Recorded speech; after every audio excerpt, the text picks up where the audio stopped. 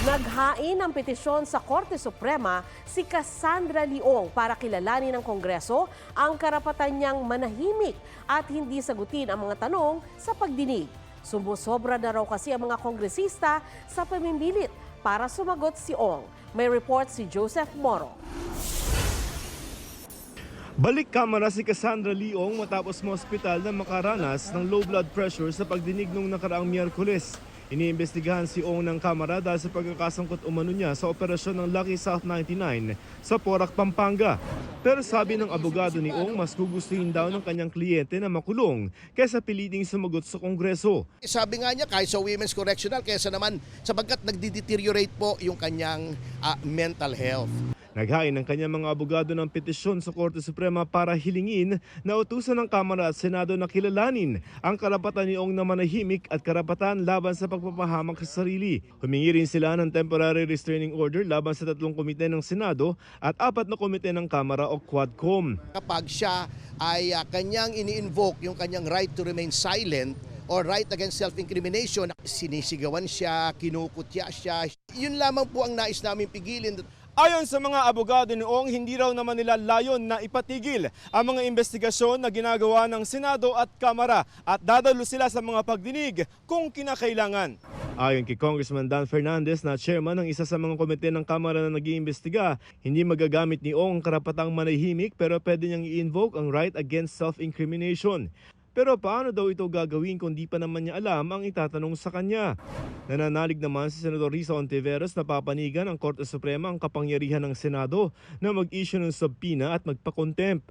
Kahapon, sinampahan ng reklamang qualified human trafficking si Ong at iba pang kinatawan at opisyal ng Lucky South 99 Pogo. Hindi pa raw nakikita ng kampo ni Ong ang detalye ng reklamo. Naharap din sa kasong money laundering si Ong kasama si dating Bambantarlac Mayor Alice Guo. Si Guo may deportation case na rin. Fake passport niya, her being an alien actually, trying to pass herself off as a Filipino. Pero patatapusin muna ang iba niyang kaso bago siya paharapin sa mga immigration case. Ayon naman sa Presidential Anti-Organized Crime Commission o PAOK, mas lumilinaw ang koneksyon ni Guo sa mga pogo sa Bambantarlac at sa Porac, Pampanga. Ang mga dayuhang big boss daw ng Lucky South 99 ang mga tumulong kay Guo na magtago sa Singapore at Indonesia. Humihingi rin ng search warrant ng PAOK sa korte para magukay sa ilang bahagi ng Lucky South 99 dahil sa sumbong na may ilang dayuhang inilibing doon. Joseph Morong, nagbabalita para sa GMA Integrated News. Lumantad sa NBI ang umunay body double ni Alice Guo na si alias Kat. Natatakot daw siya sa kanyang seguridad kaya nagpunta na sa NBI.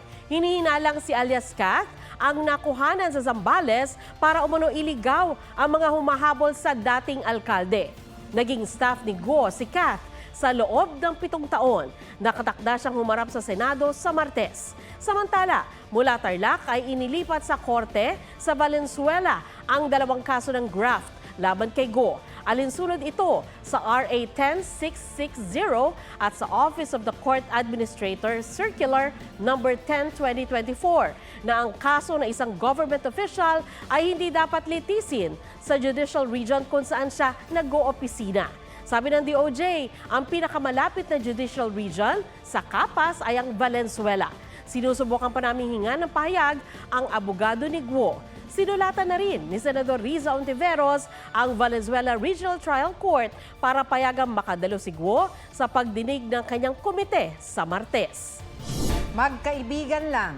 Yan ang iginiit ni Sual Pangasinan Mayor Liseldo Calugay nang usisain sa Senado ang ugnayan nila ni Alice Guo. Sa kabila yan ng pag-amin ng staff ni Guo na nakipag-ugnayan sila sa staff ni Calugay kaugnay ng pagpapanotaryo sa counter affidavit ni Guo. Lumabas din sa pagdinig na may dating PNP chief umanong tumulong kay Guo na makatakas. Narito ang aking report. Meron bang tumulong na empleyado o opisyal ng gobyerno para makapuslit si dismissed Mayor Alice Guo palabas ng bansa? Sabi ng isang opisyal ng PAGCOR na dumalo sa pagdinig sa Senado, usap-usapan sa intelligence community na posibleng sangkot ang isang dating hepe ng PNP. I think it was mentioned the former chief PNP. Which one? I don't know, ma'am, but former chief PNP daw. Walang binanggitang PAGCOR na pangalan ng dating PNP chief na tumatanggap pa umano ng buwanang payola mula kay Go. It's just parang rumors lang within the intelligence community. I think they are validating it. Tinanong tuloy si Go ni Senador Bato de la Rosa na naging hepe ng PNP. I'm concerned because I am a former chief PNP. Baka mamaya mayroong lalabas na script dyan na si Bato ay tumatanggap ng pera galing sa'yo. Wala pong ganun pong nangyayari. Sa impormasyong hawak ni Senador Riza Ontiveros, may mataas na opisyal umano ng Bureau of Immigration na tumanggap ng 200 million pesos para makatakas si Guo. Nakakuha po tayo ng intelligence information with regard to the amount. Pero with regard to dun sa tumanggap po ng that amount na isang BI personnel or associated sa BI, wala pa ho, pero we're still validating. Sa unang pagkakataon, humarap sa pagdinig si Sual Pangasinan Mayor Liseldo Calugay. Itinanggi ni Calugay na nobyo siya ni Go. Magkaibigan lang daw sila. Pero tanong ng mga senador, bakit sila magkasama sa kampanya ng isa't isa at tila nagsusuot ng mga couple shirt? Nagpadala rin si Calugay ng bulaklak kay Go noong Valentine's Day. Yan po, nagdala po ako ng imbitasyon po doon po sa Kasalang Bayan. At siyempre po, Your Honor, Mayor din po yung pagbibigyan ko, kaya po binigyan ko rin po ng maayos po na bulaklak. Wala po akong pakialam kung meron man kayong romantic relationship. We are interested in the possibility of your criminal relationship. May mga negosyo rin daw na tila nakapangalan kina Calugay at Go. AC Aqua Farm, D Aqua Farm, Lixel Fish Farm, Dongguo Fish Farm, Guco Aqua Farm. Lixel, Alice, LIC, and Liseldo. Donggo, Dong, and Go. Tinalo nyo pa si Dong yan, ha? Ito mga businesses ito, front lang to for possible money laundering purposes. Wala po kung ganyang negosyo po, Your Honor. Lumabas din sa pagdinig na tinulungan ng executive assistant ni Calugay na si Cheryl Medina ang mga staff ni Go para makapagpanotaryo ng counter affidavit ng dating alkalde kahit nakaalis na ng bansa. Kinumpirma ito ng secretary ni Go na si Catherine Salazar. Bakit sa kanya pa tumawag, Ms. Kat? Your Honor, yun po yung instruction po ni ma'am. Tinawagan niya po ako. Tawagan ko daw po si Ma'am Che kung may kilala daw po na lawyer na magnonotaryo po. Ang sabi po niya, i-attach ko daw po sa last page nung affidavit po niya. Sabi ni Go, pinirmahan niya ang signature page ng affidavit noong pang unang linggo ng Hulyo. Nadiin tuloy ang notaryong si Attorney Elmer Galicia. Nagsinungaling si Attorney Galicia, no? Dahil hindi ito pinirmahan sa harap ni Attorney Galicia. Definitely, nagsinungaling siya at dapat siyang kasuhan rin ng DOJ. Biktima po ako. I am invoking my right against self-incrimination po. Hindi tugma ang pirma ni Alice Guo sa isinumite niyang counter affidavit sa Department of Justice at sa pirma niya sa ibang opisyal na dokumento. Sinabi yan ng NBI nang suriin ang kontra sa laysay ni Guo sa human trafficking case na ipinanotaryo raw noong August 14, panahong wala na siya sa bansa. Ayon kay NBI Director Jaime Santiago, nagsisinungaling si Guo nang sabihin niya sa Senate hearing kahapon na pinirmahan niya ang dokumento bago siya umalis. Ikinumpara raw ito sa pirma ni Guo sa Senate attendance noong September 9 at ilang dokumento. Sabi ni Senator Riza Ontiveros, dapat managot hindi lang si Guo, kundi maging ang kanyang abogado. Nadagdagan naman ang mga asuntong kinakaharap ni Guo dahil sinampahan na rin siya ng kasong qualified human trafficking ng DOJ sa Pasig RTC.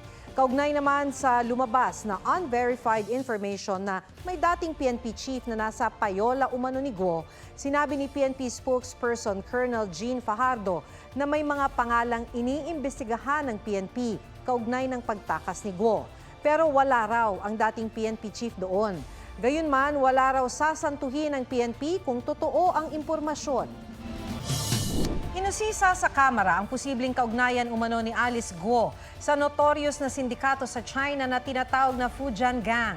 Base sa records mula Fujian, ang dalawa sa kanyang kasosyo sa negosyo. Gayon din ang sinasabing nanay niya. May report si Chino Gaston.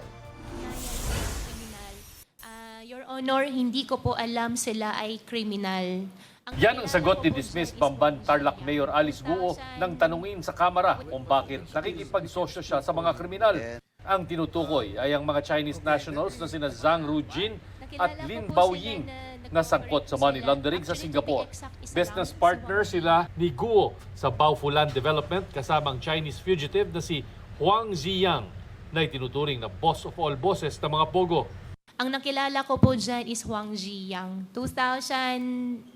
Way back 2017 or 2016. Nakikita ko normal naman, labas-pasok naman ng bansa, normal naman may negosyo po sa Clark. Tanong ng isang kongresista, may connection ba si Guo sa notorious na Fujian Gang? Base sa records ng Bureau of Immigration, galing sa Fujian si Li Wenyi na nanay ni Gu Waping na sinasabing tunay na pangalan ni Alice Guo. Tubong Fujian din sina Baoying at Zhang na kasosyo ni Guo. I wonder, Mr. Chair, if these are merely coincidences? Your Honor, I'm not aware. First time ko po siya narinig ngayon araw. Are you from Fujian? Your Honor, yung dad ko po from Fujian. Si Kasi, are you from Fujian? Yung mom ko po, Mr. Chair. Mami mo from Fujian? Yes po. Ilang beses namang tumanggi si Guo na sumagot sa mga tanong kaugnay ng operasyon ng Baofu. Your Honor, I think for the Baofu, I invoke my right against self-incrimination because I have pending case po with DOJ human trafficking po. Dahil sa pagsisinungaling umano at hindi pagsagot sa tanong ng mga mambabatas, sinight in contempt ng Quadcom si Guo. Huwag mo kaming tanga, iha. Ini-invoke mo palagi yung right against self-incrimination eh. Pero wala namang connection dun sa mga kasong pinahal sa iyo. Humarap din sa pagdinig si suspended Bamban Vice Mayor Leonardo Anunciacion. Tinanong siya kung paano nabigyan ng permit ang Zun Yuan, ang pogo na umupa sa lupa ng Baofu Land. Tinawagin po ako ni Councilor Rene Rivera po na pinapa-agenda daw po ng aming Mayor Alice Guo itong sungwang technology po para susunod na session po na bigyan namin pong lono. Totoo po ba yun, Miss Alice? Pinapa-agenda nyo? Hindi totoo. Your Honor, hindi ko po alam yun. Kailangan ng lono o letter of no objection mula sa Sangguniang Bayan para mabigyan ng PAGCOR ng lisensya ang isang pogo. The mere fact na in-endorse ni Gua Haoping yung pogo na yan, ano ibig sabihin yun? Siya may-ari dahil pumapayag na kayo? Ang sabi po ni Honorable Rene Rivera, nagmamadali daw po itong kumpanya nito para mabigyan po ng lono. This must be a very special resolution for the mayor, for the councilor, to pressure the vice mayor to discuss it na kagad sa session. Chino Gaston nagbabalita para sa GMA Integrated News. Lumabas din sa pagdinig ng Kamara na may 200 million pesos na loan si Alice Guo sa Land Bank, Development Bank of the Philippines at iba pang bangko. Hihingi raw ang Quadcom ng kopya ng mga loan o utang ni Guo ayon kay Quezon 3rd District Representative Reynan Arrogancia. Ayon naman sa Anti-Money Laundering Council, hindi sakop ng bank secrecy law ang mga utang kaya pwedeng ungkatin. Tikom si Guo ng tanungin tungkol sa kanyang lupain. Aabot sa 478 million pesos ang kabuuang halaga ng real properties ni Guo na subject to forfeiture ng Estado. Higit 70 million naman ang halaga ng mga sasakyan, habang may 63 million pang helicopter at 199 million pesos inside 88 principal and 99 related accounts. Samantala, ililipat sa Women's Correctional sa Mandaluyong si Cassandra Lee Ong pagkatapos ng September 26. Gaya ni Guo, na-cite din siya in contempt ng Quadcom. May bagong update tungkol sa kustudiya ni dismissed Mayor Alice Guo. Hindi matutuloy ang paglipat sa kanya sa Pasig City Jail Female Dormitory ngayong gabi. Ayon sa tagapagsalita ng Bureau of Jail Management and Penology of BJMP. Kulang daw kasi ang required na dokumento para masabing fit si Guo na ilipat. Mula sa PNP Custodial Center sa Camp Crame, may live report si Bea Pinlac. Bea? Sandra, ngayong gabi nga sana ililipat si dismissed Bamban Tarlac Mayor Alice Guo mula rito sa custodial facility ng Camp Crame patungo sa Pasig City Jail Female Dormitory. Pero sabi mo nga, hindi ito matutuloy. Ayon kay BJMP spokesperson Superintendent J. Rex Bustinera, tumawag si PNP spokesperson Colonel Jean Fajardo para sabihin niya na hindi muna ililipat ng detention center si Guo. Kulang umano ang documentary requirements kasama na ang medical results ng x-ray at iba pa raw para masiguro na fit si Guo. Maaring hindi rin daw malipat ngayong weekend si Guo dahil kailangan pang i-confirm muli ang requirements niya.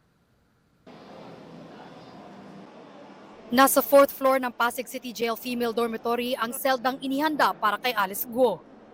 Pangsyam lang dapat ang selda pero may mahigit 40 PDL. Medyo mahirap po siguro yung adjustment dito. Sa ngayon po, yung nakita po nilang bakante is yung nasa pangatlong palapag nung bed banks. Yun na lang po ang bakante. We assure the public na wala talagang VIP treatment.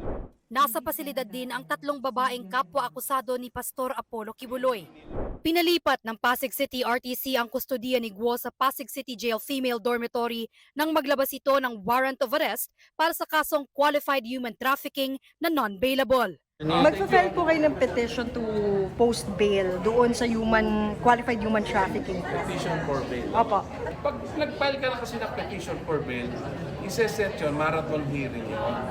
So, in less than 2 weeks, ang mag-i-issue, imamarathon ng court yun na i-direct nila yung prosecution to present their evidence. Bago nito, nakapagpiyansa naman si Guo para sa 2 counts of graft na kinakaharap niya sa korte sa Valenzuela. Nag-ugat ang kaso sa umano'y paggamit ni Guo ng kanyang pagiging alkalde para mabigyan ng permit ang mga illegal na pogo sa Bamban Tarlac. Dumalo kanina sa arraignment si Guo na dumating sa Valenzuela Hall of Justice na naka-helmet at vest. Pero di natuloy ang pagbasa ng sakdal dahil sa nakabinbing motion to quash information na inihain ng kampo ni Guo sa korte sa Tarlac kung saan unang inihain ang kaso. Pinagsusumite ni Judge Elena Amigo Amano ang magkabilang panig ng position paper hanggang Miyerkules ukol sa motion ni Guo. Naglabas din siya ng desisyon na manatili sa Valenzuela City Jail si Guo habang hinihintay ang arraignment nito. Nang sabihin ng depensa na magpapiyansa si Guo, nag-motion ang prosecution na dapat quadruple o gawing times 4 ang bail nito. Punto ng prosecution, may kakayahang umalis ng bansa si Guo kaya nahuli sa Indonesia. Nagpa siya ang korte na triplehin ang ibabayad na piyansa ni Guo. 540,000 pesos ang inilagak niyang piyansa para sa graft. Pero sa huli, di pa rin siya nakalaya. Nandun yung CIDG standby unit sa labas, pumasok, sinerve yung warrant of arrest ng RTC Pasig. Yun. So, kumusta? Anong reaksyon naman ni Mayor Guo nung inaresto ulit siya? Well, actually, tanggap na niya yung situation. Nag-sync na sa kanya yung mga pangyayari na yan.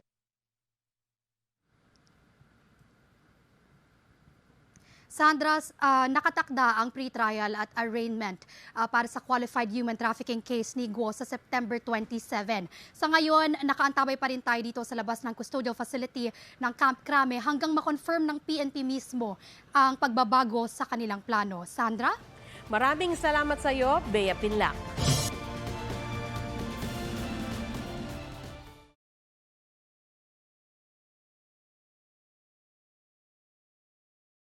Huwag magpahuli sa mga balitang dapat ninyong malaman. Mag-subscribe sa GMA Integrated News sa YouTube. Sa mga kapuso abroad, subaybayan nyo kami sa GMA Pinoy TV at sa www.gmanews.tv.